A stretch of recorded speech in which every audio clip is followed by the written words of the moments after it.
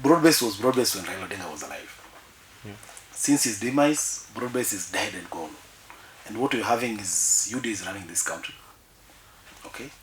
ODM is anamorph. I don't know. ODM is done. My view is ODM is not ODM that we used to know. Okay? And Welcome to Touch TV Digital. I'm your host Kimathi Jared. So today we have a special guest, the SG, the incoming. I'll just give him the time to introduce all the SG and the incoming. Mambo vipi? poa sana. Mko poa? Niko poa kabisa. Yes. So I just want you to introduce yourself to our viewers. Yes, my name is Cecil Miller Awach. I'm an advocate of the High Court of Kenya, of 10 years standing now. I'm also a businessman. I'm a father and a husband. And I'm also the incoming Nairobi senator. You're also the incoming. Yes, 2027, inshallah. Yes. You have said, I don't know if you have said the SG. I am the SG of the Roots Party of Kenya. Or the roots. Yes. I'm also the chairperson of the Law Society of Kenya in Kilifi County. Okay. Yes. So you have just, I think you have just given us a little about introduction, but I just want you to go into deep for around 1 minute. Yes. Who is Miller beyond politics? Yes. Miller is first of all, Miller is like I said, I'm a businessman. I run 2 different companies, and I've also run a law firm for the last 6 years. Miller is also a Christian, by the way. I am from Homa Bay County. That is my home county where I come from. And in Nairobi here, I'm a resident of Kileleshwa. I went to the University of Nairobi, School of Law. I graduated the year 2013. And I was also the Secretary General back at the University of Nairobi. So this is not the first time I'm getting a stage at this leadership thing. Oh, okay. Yes. Miller is also passionate about the people of Nairobi because I've been a voter in Nairobi, Hospital Hill Primary School, for the last 3 elections. And I've seen the trouble that people of Nairobi go through. And this is time, I've said that it is time that I go out and run for a seat, which is the Senate, because that is where I can do proper oversight to help the people of Nairobi utilize the resources properly. Okay. Yes. Okay, for example, now you're an advocate of the High Court. Yes. And also a businessman. Yes, that's correct. What inspired you to join politics? Yes. Actually, my history. When I was in primary school, I became a class prefect from class 6 all the way to class 8. In high school, I went to Kisii High School. I also became a class prefect for Form 3 and Form 4. When I joined the University of Nairobi, I was the youngest ever elected Secretary General of the Kenya Law Student Society. People were being elected in 3rd year, but I was the youngest. I was in 2nd year. I think it was me and the former Ababu Namwamba. He was also a chair while in 2nd year. Where I used to work before, I worked with Nelson Harvey, the former LSK president. He was also vying for MP in Westlands. So that was my former boss, who is also a politician. I also worked with George Keithy, who is an advocate, and also running for senator in Kilifi County. Most of the guys we worked with, majority of us, we have ventured into politics. Why? Because we've made very good progress in our law practice, and we've also seen that matters governance in Kenya really need a new, fresh input, because the kind of leaders we've had before have not walked the talk. They've always made big promises but failed to deliver once elected. And I'll give you reasons why we young people are coming up to take over these positions, because the old folks have failed us big time. And that's why we decided that it is time that we young people get to leadership and take over, because if we don't take over, we'll never have a seat at the table, and our decisions will never be heard. Yeah. So being that Miller is a Secretary General of Root Party. Yes. What's Root Party? Yes. In details. Okay, Roots Party is a party founded in the year 2012. Our party leader is Professor George Wajakoya, who is also an advocate of the High Court of Kenya, and a presidential candidate in the last election. And I believe that even in the forthcoming election, is going to run for president. Roots Party is a progressive party, built majorly on integrity, and that is why you've seen that it has not formed part of this government, because we are one party that believes that once elections are held and done over with, then the government in place needs to deliver to the people of Kenya. And that is why we gave the president time to deliver, which has failed to do so.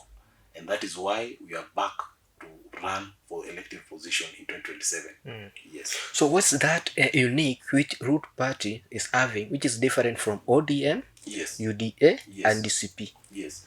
First of all, Roots Party is not built on a tribal foundation. DCP is built on a tribal foundation. That is why its stronghold is in central Kenya. UDA was initially built as a Rift Valley party for the Kalenjin land. ODM initially was, I think, majorly it's a Luo party, but it had spread its wings across different parts of this nation. But if you look at it currently, it's back to its original base. It's back to the Luo people.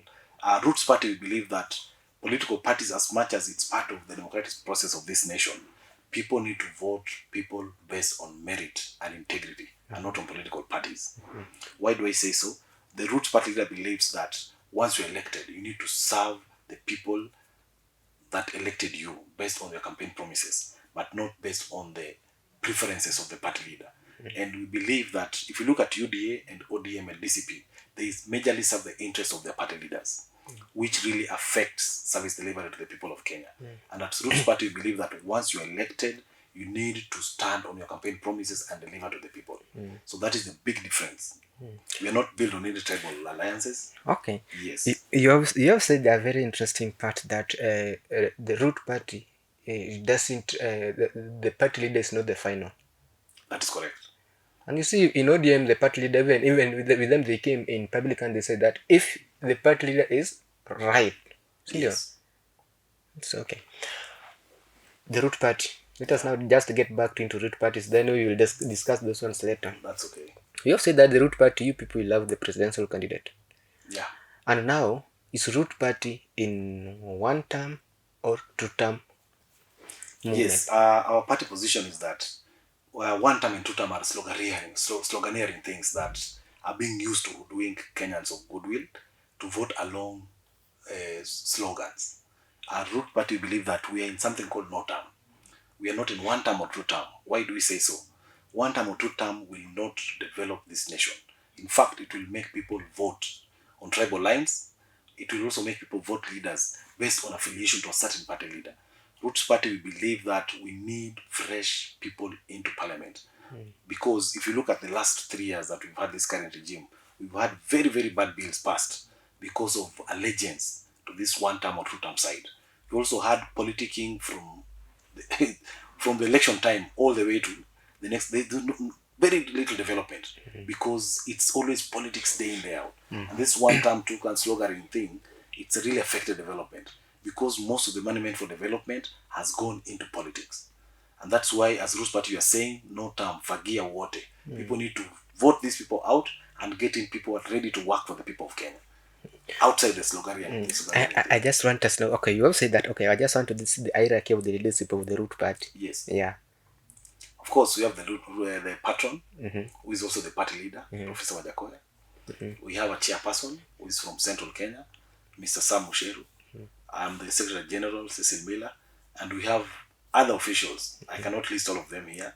We have a Director of Elections. You see the reason, let me just ask you, so you see the reason why I've asked you the hierarchy? Yes. Because you said that the Root Party is not tribal. That's so correct. we just want even to confirm, we have some other young people outside there. I can let you know, our party leader is from Western Kenya. Our SG is from Nyanza. Our chairperson is from Central Kenya. It's from Kiambu. Our the women leader is from Ukambani in Makueni County. Our youth leader is from Meru. Our organizing secretary is from Tana River County. Okay. Our CEO is Amuhindi. So that's, you can see how it is spread. Okay. Yes. So, and you look at our party leader, he doesn't have a stronghold from Western Kenya. He's a person who interacts with everyone at different levels. Yes. So that can tell you that Roots Party is the party that Kenya needs because it is not based on a tribal foundation. It is based on a foundation of integrity and bringing people together. Yeah. So, okay, outside there we have youth. Yeah. And even those youths, they are really eager. They want a party to join. That's correct. And also we have you see these other parties, they don't consider the youth more, so they consider people with big pocket. Yes. So does the root party play the same, or what does the root party offer to the youth more? So you see now we have youth from campus. Yes. They don't have resources, they don't have Yes, finance. So what does the root party offering? Yes, actually, our youth leader is a fresh graduate from campus. She was a student at Taita Taveta University, not even the University of Nairobi or Kenyatta. That can tell you how far we go to look for people who are of good talent, and we also mentor them. As part of my main political advisor for a political party is a young person, a former graduate of the University of Nairobi, a first class political science student, very good guy called Kevin Ouma. We also have myself as the SG. I think I'm the youngest Secretary General in Kenya. I think I'm the youngest. I don't think there's any younger SG. Number one. Number two, all my team, I'm running for Senate. My entire team, I have been mentoring university students. And in fact, my entire team, 3/4, the young people, brought from different universities. From Multimedia University, I have some from Kenyatta University, I have some from University of Nairobi, spread across State and Taveta University. So our party believes in mentoring young people so that these people can actually get into politics and do proper politicking. In fact, we call it governance. You know, politics is a thing of the street, but we believe that Kenya needs proper, organized governance that has integrity as its foundation.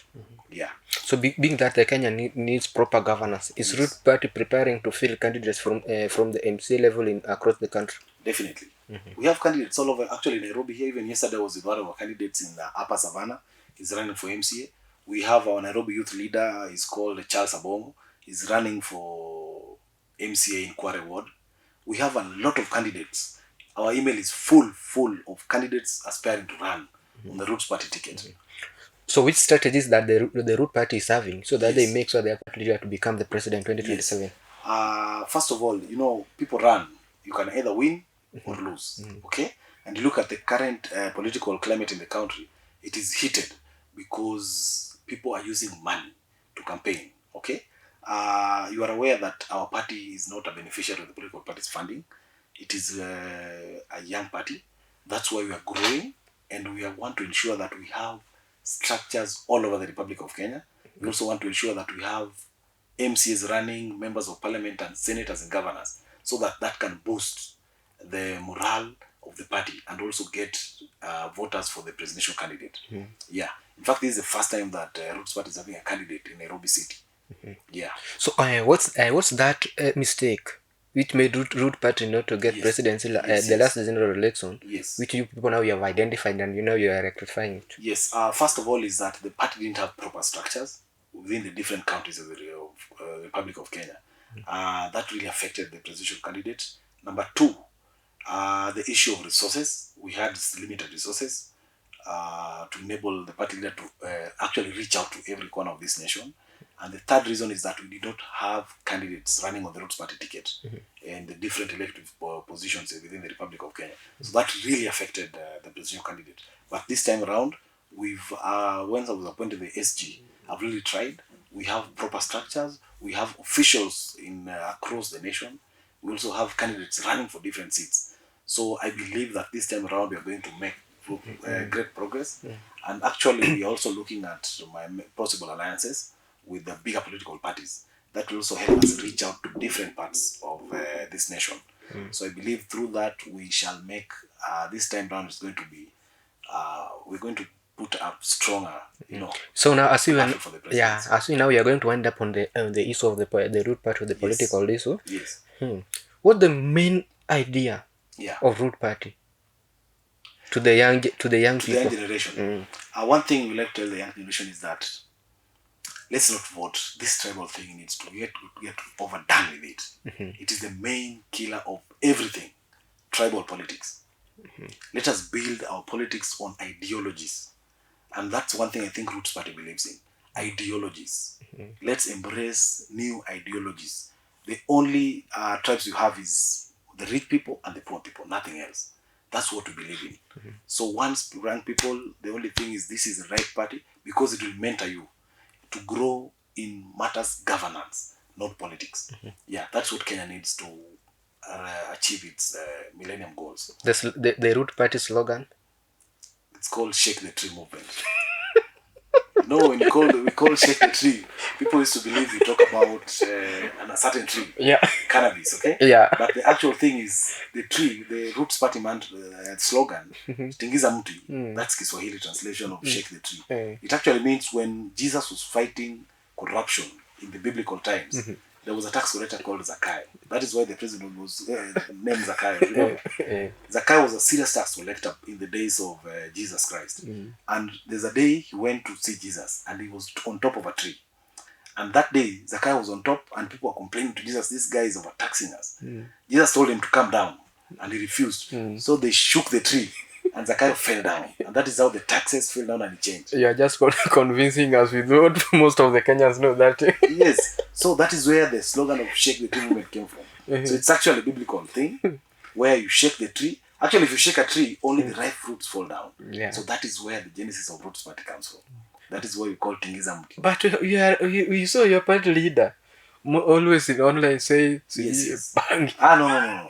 That was a slogan that our party leader used to get to be known. And actually, what he meant was hemp, industrial hemp. And that is one thing that, in Kiswahili, hemp and bangi is called bangi. Hemp is called bangi. And also, hemp is part of cannabis sativa family. Yes, but what he meant is Kenya was supposed to get into industrial and medicinal use of hemp as a cash crop. Yes, which has been adopted in so many foreign countries and it's working properly. And it's a very good source of income. Yes. So if you can try hemp instead of things like maize, we'll make good money. Yeah. So that I think there was a misunderstanding, but we'll make it people understand that we are actually talking about industrial hemp and medicinal, which we actually need. You see? Yes. Okay. Me, I've just brought the view. Yes, most of the Kenyans saying. That's correct. Yeah, because most of the Kenyans, but then some of the people ask me. They told me to ask you several questions about the party, of which I've tried, and also for me just to check, and also and also you have said. We'll just get back to those questions about which I was they sent me to ask you. So that's okay. Now, you ask Mila. Yeah. Where do you think you will take Nairobi as a senator when you are elected? First of all, Senate is a legislative house. If you look at the roles of a senator, the main role is to represent the county government at the national level. Okay? Number 2 is to oversight the governor on any money that comes from the national government. Remember, there is money that is collected by the county revenue office that is locally collected, okay? That is normally oversighted by the MCAs.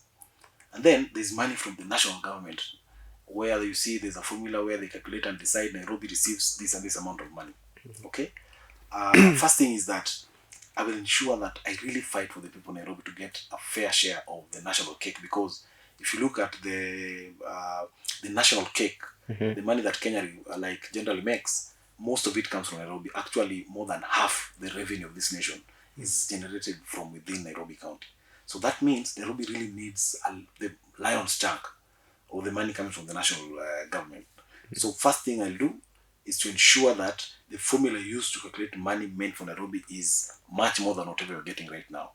Number 1. Number 2, as a senator, I will ensure that the governor never has sound sleep even for 1 single day. Why do I say so? The current senator, as much as he's doing a lot of politics, he has failed the people of Nairobi. Why do I say so? He has been concentrating on vying for the national position of being president of the Republic of Kenya, while he neglects his role of oversight in the county government of Nairobi. Number 2, he has also failed to offer proper oversight to the governor of this county. Okay? He's actually very tough on governors outside Nairobi, but not the governors of Nairobi. So, as Mila, I believe that I will have time, because I'm not planning to run for president. It's called one step at a time. When you're elected senator, do the role of a senator. Okay?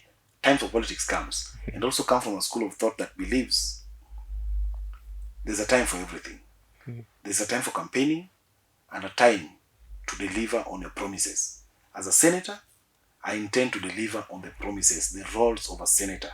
And besides that, I also plan to put the MCAs close, because these are the people who also oversight the, besides the money that we get from the national government, we also get money from the local revenue collection. Also need to meet MCAs. Let's work together. Find a way of putting the governor in check. As long as we leave these people like that, then that's when corruption comes in. Okay?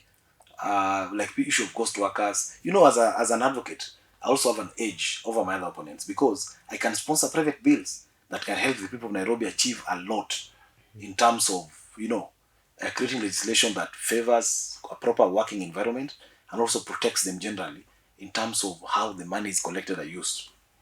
Yeah, so I think being an advocate also will be an edge over my other candidates, over my opponents. Yeah. Do you think, because most of the I watch some clips, and even most of the people ask me, Yeah. at Mila, is it a lawyer? I said yes, and they just say that lawyers have really failed them in Nairobi. Yes. More so the current senator whom we are having, Yes, yes. Sifuna. So Yes. that one will make me to ask you this question: Yes. why do you think that the Nairobi residents should trust you Yes. and should vote you in over the current one? Yes. Yeah. Remember, first of all, the current senator is running for president. That is the first thing. Number two, is a member of ODM party, where there's a lot of politics going on. And right now, they're fighting to also create a new party. So the main issue is Sifuna has delivered on his part. In fact, in terms of legislation, he has done a lot. Even in terms of oversight in the Public Accounts Committee, Sifuna has really grilled and done proper job to the governors who have been... in fact, he's among the senators who tried to arrest a governor from Samburu, you remember? Yeah. Yeah, so that was exceptional, okay? He tried his best. And my position is that I'm also an advocate, and I will do better than him. Why do I say so? I will have time for the people of Nairobi, because I do not intend to run for president of this nation. My work is to deliver on the promises that I will give and on the mandate of the senator as per the Constitution of Kenya. Mm-hmm. If I stick to that, I am sure I will deliver. Because I don't have any plans, like I said, of running for these other things. I want to run for the people of Nairobi, to run for the Senate, and particularly to just serve the interests that I'm elected to do, which I've seen they have failed to do. And that is why I'm coming in as fresh blood to inject the voice of reason that the people of Nairobi actually need. I'm coming in as a fresh voter. I've not been in this thing. And I've been pinched. I know it pinches us most. And at my age, I can assure you, I'm going to deliver better than the current senator. That one I know. Yeah. So most of the people have been talking outside there. They said that this devolution has really failed the Kenyans. Yes. And you also you are a lawyer. Yes. And you also want to vie in the same seat. You want to vie as senator. Yeah. And most of the people are crying that this devolution is the one which has brought us back. Yeah. So do you think it will under your leadership? Yes. It will help? Actually, a devolution has really helped. As much as we have devolved corruption from the national government to the counties, devolution has really helped. If you travel across the nation of Kenya, you realize that so many counties have seen roads they have never seen since independence. They have seen markets being constructed and schools, county schools. Okay? So devolution has really helped. But it has also had its fair challenges.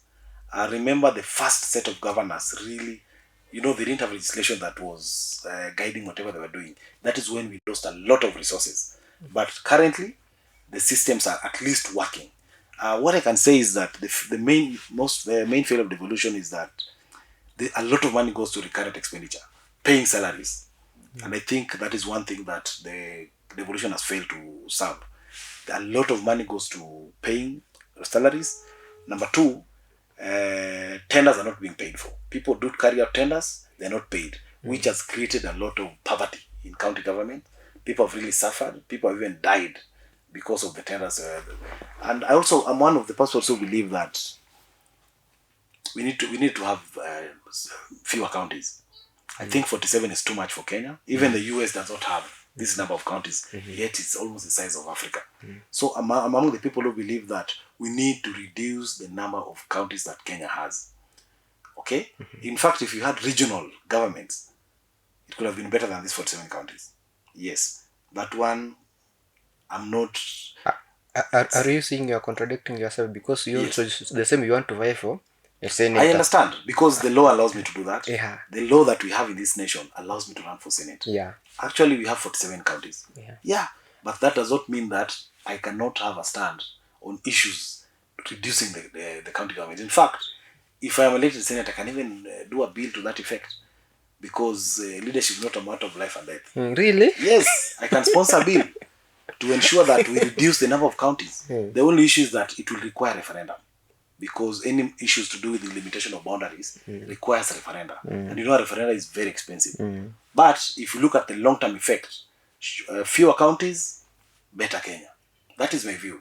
In fact, one day, if I'm allowed to do a bill, that may be my first bill. Yeah. Yeah, actually. So, for example, we just want to wind up on that one. Yes. You, as an incoming senator, you want to be a senator of Nairobi. Yeah. What are those the three big things that you are seeing that affecting the people of Nairobi? Yeah. Yeah, which you can help. Top three. Number one is corruption. We lose a lot of money, especially the money generated through local revenue, county money that is generated by the county government. We lose a lot. You remember, there's a lot of corruption. You see these issues of drainage, poor drainage system and everything. It's a cause. The main root is corruption. Approval, illegal and irregular approval of structural buildings within Nairobi. Number one is corruption. Number two, competence. Employment of people without proper qualifications. That is a serious issue. You find someone with theology is in charge of, building approval of building construction. Someone with the library, in fact, these are actual things. With the library certificate, is in charge of disaster management. That is very bad. People without expertise. And then the third issue in Nairobi, there's something called ghost workers. People are employed, people earning salaries, but they're not working. They're not working. And then number four, interference by the national government. That is another serious issue. Interference of the running of Nairobi affairs by the national government. That's another main, very serious problem. And I think besides, people also need to know that besides electing a proper senator, we need proper MCAs. Because remember, all work done at the ward level are administered by the different MCAs that we elect.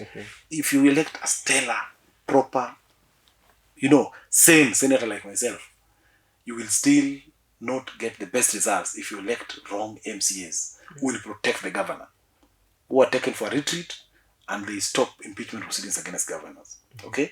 So I think the main issue, corruption, issue of ghost workers, and the third issue is the issue of incompetence in terms of appointments. That's another serious issue. Yeah. So, if you leave alone politics, because we have seen that you have said that now the current senator is busy campaigning. You want to be president, isn't it? Yeah. Apart from that, can you just give three things which the current senator has failed?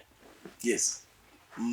Okay. Number one, I have not felt that he has put the current governor in proper check. Okay. For example, recently there was a CC who was found in possession of 250 million in his house in cash. In fact, it was close to $500 million. You see, that technically means the senator never spoke about it. And you see, this is 2026. It means that this has been happening, because that was not the first time. And this is just one CC. It means there's a trend, there's a corruption that has been going on there. And we have never even, at one day, single instant, hear the senator of Nairobi speak about corruption within the county government. What does that mean? I don't know. Maybe he's part of it or he's not. I cannot tell. But his main job is to oversight how things are done within the county government. And number two, I believe that a senator needs to engage the MCAs once in a while. Okay?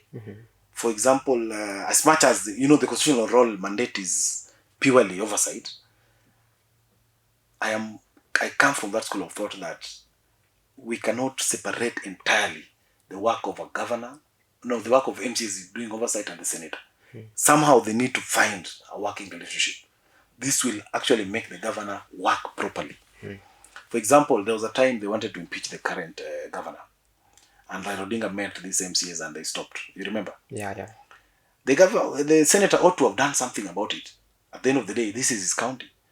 And you see, by the time the MCs wanted to impeach the governor, it means there was a disconnect. There was a problem in terms of service delivery.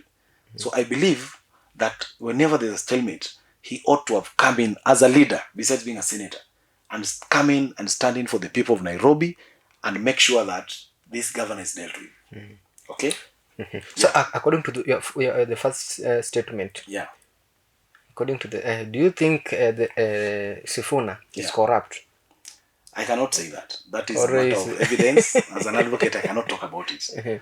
Yeah, but failing to carry out a certain mandate, that inaction, I think it amounts to, it's not corruption, but it's like aiding and abetting corruption. Yeah.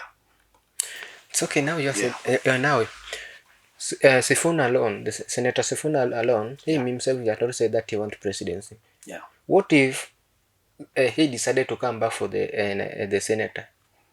I think that will be the best opponent. How will he manage? Actually, if he comes back to run for Nairobi Senate, I'll probably vie against him. It's even better having two lawyers vying for that position. Yeah, because now, remember, Senate is a legislative house. Actually, it is a purely legislative house.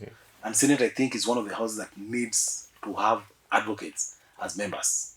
Why do I say so? Senate deals with impeachment of presidents, deputy president, and governors. Okay? Now, those matters are mostly matters of law. So I think if you have non-lawyers in the Senate, we'll have a big problem. Remember, we also do oversight for the different parastatals within the Republic of Kenya. Energy Committee, we have Public Accounts Committee, Public Investment. So, generally, having lawyers there is a plus, even for the nation of Kenya. And it even makes work easier. We can even save on legal costs of hiring external lawyers to handle legislative work within the Senate. So, I would love Sifuna to be my opponent. I would really love. Actually, that's the best campaign you can ever have. Na hii wave wanasema sisi ni Gen Z. This is a wave. Let's give it time. Yeah, he has his fans. I'm proud of him. He's my senior in the profession. I'm proud of him. I wish him all the best, actually. His supporters, all the best. But let them keep the momentum and let them have the eye on the goal. Because so far we've not had their ideology. We've not had their vision. We hope that they have a proper vision for the people of Kenya. Because we know this is a wave, which is okay. We let him do his thing. But let's hope that whatever is happening now, they have a proper vision to deliver to the people of Kenya. That is the most important thing. It is not about the wave, the support, no.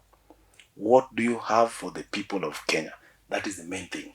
And whenever he come and tell us what he has for the people of Kenya, perhaps we'll consider having a coalition with his, he doesn't have a party, with whatever they'll have when the time comes. Yeah. Okay. Yeah. I just want to take you to Western. I just want to ask you one question about Western. Whom do you think is the Western kingpin? Currently, politically, Sifuna is on top.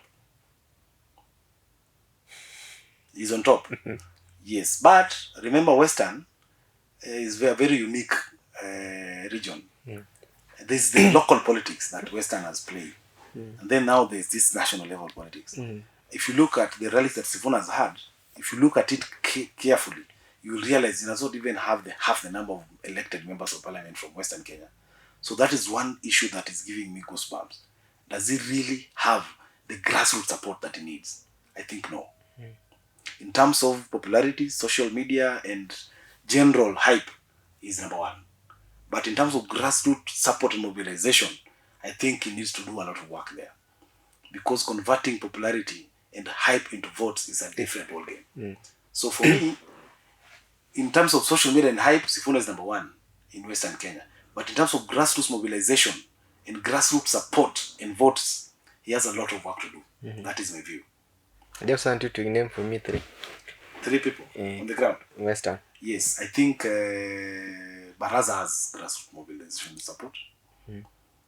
I also believe Natembeya has that in his region. And third person,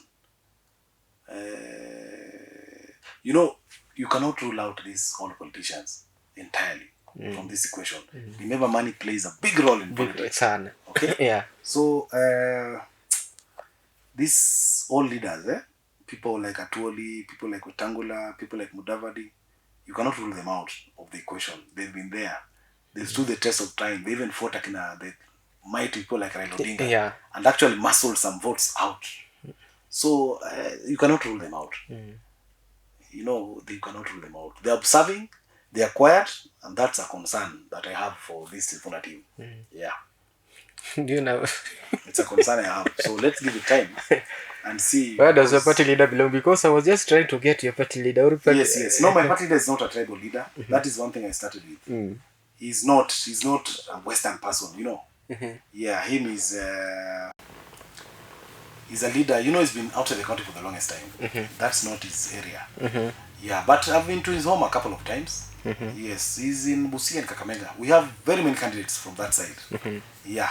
So Professor Jacoy is a national leader, and I don't think he forms part of that Western voting bloc. That's what we're running away from. The moment we run away from that, Kenya will be a better place. Yeah. In fact, I was telling my friend that we need rotational presidents. Once we have that, this tribal thing will die off completely. Yeah. Some of us have English names, and they don't know where we come from. Unless I tell you I come from Nyanza, you'll never know. Yeah, actually. That's what we need. What can Mila offer? Yeah. What can Kimathi offer? That is what Kenya needs. Yeah. Okay, let's now get back to Nairobi politics. Yes. What's your vision for Nairobi in the next 5 years? Yes. When elected? Okay. First of all, main thing, I will be available present senator for the people of Nairobi. Besides offering proper oversight, Senator Miller will be available to offer his leadership. Number 2, besides doing legislative work, I will also ensure that I work with the people of Nairobi through their day-to-day challenges. Okay? And number 3, I will ensure that the governor who is elected will and must deliver on his campaign promises. Number 3, as much as I am not the governor, I will sponsor bills to ensure that we devolve tenders all the way down to the sub-county level, to the ward level, especially garbage collection tenders. Nairobi is very dirty because tenders are awarded to rich people who do not understand the plight of the poor down there in Korogosho, in Kware, in the dump site area, Nairobi River. We must devolve garbage collection. Once we devolve garbage collection, young people will get employment opportunities, and this will keep them off the streets. And actually, Nairobi will even be a cleaner city.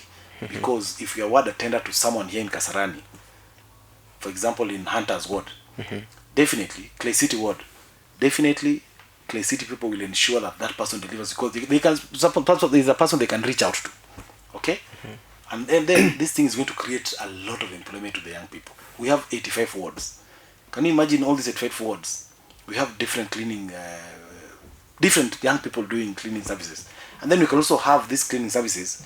We give it a time frame within which we also do another fresh set of procurement. Nairobi will work. And the last thing, I will ensure that from time to time, whenever the governor fails to deliver, and the MCAs connive, are in bed with the governor or the national government, I will personally sponsor a bill under Chapter 6 of the Constitution to impeach the governor. That can only happen because of the legal skills that I have. And I can assure you, if the people fail, the Constitution we can go to court, get petition, file a petition, get signatures, and impeach that governor. So MCAs, they better comply with Chapter 6 of the Constitution. That is the only way out. Yeah. Okay, now I just want now to take you to the national politics. Yeah. How can you describe the national politics now, the current politics? Yes. Things are not looking good. Things are not looking good at all. In fact, if you look at the by-elections that we had, the last 3 by-elections, they've been full of violence. things are not looking good from where I'm sitting. And I think the president needs to really just find time and find a way to deal with all these issues. Ethics, NCIC needs to come up and deal with the people who have been uttering, words that are meant to divide the people of Kenya. We also need, EACC to come down and deal with rogue governors and ministers. We need to, things are bad. And if you're not careful, we might have a serious crisis in the next election. The way we looked with nowadays, you see people walking with private vehicles, high-end vehicles in campaigns, guns. Things are bad, my friend. And I think we need to have a national discourse on this issue. We must have it. The gunship culture that has come up lately, Kenya is in a bad shape. And I think we need to just have a national discourse about this issue. Yeah, I'm a worried Kenyan. You are a worried Kenyan and Yes. a concerned citizen. That's correct. What's your opinion on Kenya Kwanza government? Kenya Kwanza government has delivered fairly on its promises. I think on SHA, which I think works actually, and also on the issue of affordable housing, they've tried, and roads. Besides that, I can say they've failed terribly on the economy. And they've also failed on health and education. Yeah. And you see, one thing I can say is, once we deliver on the economy, the health sector, and education sector, other sectors flow naturally. In fact, if I were the president, or if we were to take power, the first thing we'll deal with is a health issue. Have proper hospitals, equipped, enough number of doctors, and medicine in the counters, and free medical care. Very important. Secondly, we'll ensure that there's free primary, secondary, university education, which is a government mandate. Okay? And on the economy, we reduce on the basic things, particularly energy. Energy cuts across all sectors. And then lastly, agriculture. Very important. It drives any economy.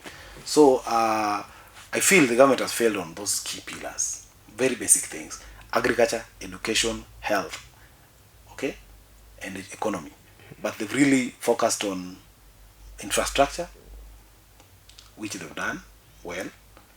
And this, but my issue with infrastructure, it's very good, but it creates room for a lot of corruption and loss of revenue. Yes. So as much as we're building, what really concerns the common mwananchi, which are the majority actually, is the economy, education, health, and agriculture. Yeah. So that's just a simple question which I just want to ask you, and I only need yes or no. Yes. Do root party in opposition or in government? We are in opposition. Remember, my party leader was number 3 in the last election. Raila Odinga is no more. So who is the opposition leader? It is Wajakoya. Yes. So we are in the opposition. Okay, being that you're in opposition, Yes. are you seeing that the opposition has failed? Has failed in putting government on into check. Correct. That is correct. That one, I will die with it. We have failures on opposition in this nation. That is a fact. Yeah. Yeah. So that one you have to accept it and become a better alternative government. But you see, there are reasons why we have failed as an opposition. There's a lot of confusion going on in this nation, and money is being used to confuse and divide the nation as much as possible. Yeah. And right now we are observing and looking which side can we join, so that we form a formidable opposition in the next government if we do not form part of the government. Yeah. So you are saying that the root party is in the opposition, and then we have DCP. Yes. We have this one for Kalonzo. Yes. Wiper, and also now we have the root party. Yes. So what if we have something like united opposition? Yeah. You have said you're in opposition, but then we have something united opposition. Yeah. And also we have the broad-based government, isn't it? Yeah. So is root party in united opposition, or root party stand alone as a root party? You see, first thing, in Kenya, legally, we do not have anything like opposition party. We only have majority side and minority side. That is the constitutional framework that we have. Okay? So now, remember before the late Mzee died, our party leader was and used to work with the late Raila Odinga. Yeah. Okay? After passing on Raila Odinga, that's when we detached from Azimio coalition. And in fact, if you look at it, even Kalonzo left the Azimio coalition. So there's no united opposition. That is where we stand from. Everyone is fighting to get a re-election. And that is why as a party, with our meager resources, we've really tried to get to the media and really articulate issues that affect Kenyans. But if you look at Kalonzo and the rest, and Gachagua, they are fighting for positions in the next government. They are not oversighting the government. Yeah. So that's why I'm saying the position has failed. We have not been addressing issues affecting Kenyans, particularly Wiper and DCP. That's what I can say. Even ODM. ODM actually is in government. Yeah. Yes, it's Roots Party. We've really tried. We've been on the media week in, week out, addressing issues affecting Kenyans. If you go to the media, you'll realize the SG has been very active on social media, on national platform, addressing the plight of Kenyans. Also, my party has been there week in, week out. But if you look at the other parties, they've been very busy fighting for positions that they inform. So that's why there's that disconnect in the opposition. So being that we have talked about the opposition, and also we have some the broad-based government. So what's your view on broad-based government? Yes. Broad-based was broad-based when Raila Odinga was alive. Since his demise, broad-based is dead and gone. And what we're having is UD is running this country. Okay? ODM is anamorph. I don't know. ODM is done. My view is ODM is not ODM that we used to know. Okay? And broad-based is just on paper. I don't think there's any legal entity called broad-based government. What we're having is a Kenya Kwanza regime that is on power. And number two, there is no opposition here. Because I only told you the constitution allows for majority and minority. Majority is with the UD government, the Kenya Kwanza coalition. Minority was with ODM, which is now part of the government. Yes, so we don't have any opposition. Okay, minority is now for part of majority. So now let us now just assume that the Root Party take presidency in 2027. Yes. How will they reduce the cost of living? Number one, you see these big vehicles, these guzzlers that these people use, will do away with those things. Number one, we waste a lot of resources in moving politicians from point A to point B. We'll channel all those monies to education and health sector. Number two, we will ensure that we abolish some of these positions. We know that things like women repositions were introduced as part of affirmative action, which is correct. However, we need to some positions we need to do away with. Yes, because for example, we have almost 343 members of parliament. All these people have salaries close to 1 million. They have PAs more than one. They have fuel allowances, fuel guzzlers, vehicles. They have house. All this money, security, for one person can handle a good number of classrooms, right? So the number one, it means we need to reduce the salaries of members of parliament. And legislature, generally, the salaries must go down. Why should an MP earn more than 1 million and still have CDF? That is corruption. They're earning a lot of money because they'll spend it bribing Kenyans, right? So now we must reduce the salaries of these people. Once we reduce the salaries, we'll decrease the number of people running into politics. We'll only get proper leaders who are ready to serve the people of Kenya. Okay? So we must reduce the salaries of these people. Okay? Will you accept yours to be reduced? Why not? I'm not running so that I can have money. No. I'm running so that I can serve the people that elected me. Yes. Look at Nyota Fund. You're launching 100 million, but you're spending 200 million. The president comes with his entire convoy to Coast, to Northeastern. Does it make sense? No. That money is enough to serve the Kenya in different capacities. Do build a level, something hospital, get proper equipment for hospitals. You know what I'm saying? Number three, we'll also abolish CDF. I know people say CDF helps the less privileged. Fine. Why should the government give money to a member of parliament to go and pay a needy student. Yet it is the role of the government to educate its people free of charge. So this money that they're giving MPs in terms of billions, why can't they put it directly to the education sector? So that your child, my child, can be assured of free primary, secondary, university education. Why not? What is the role of CDF? You understand what I'm saying? Yeah, so let's put the money direct so that we can have free education. And then lastly, we have to legalize hemp. It's true. It's going to help us. Yeah, it looks like a joke, but look at Canada. Look at South Africa. Look at Israel. Look at Ghana, Rwanda, Burundi. Hemp produces money in foreign exchange, in USD, a lot of money. It is a weed. It does not require money. It does not require water like these other things. So technically it is a weed, it will grow in itself. You can have, it takes 4 months to grow. So within 12 months, you can have 4 different harvests. Foreign, number one, it will create jobs in terms of agriculture. Who is going to plant it? Who is going to harvest it? We export, foreign exchange. We'll pay our debts. Yeah. Do you think, if it's legalized, are you saying that it will lose value? It will not lose value. Remember, it is for medicinal and industrial use, not smoking. That is one thing you need to understand. Even these countries that have legalized, it is for industrial and medicinal. In fact, most of our members of parliament, when they go outside to be treated of these cancer things, even this epilepsy, hemp is the medicine they use, by the way. And it is very expensive. So now, that's why they go outside to get treatment, and they don't do it here. Very simple. Amend the Narcotics Act.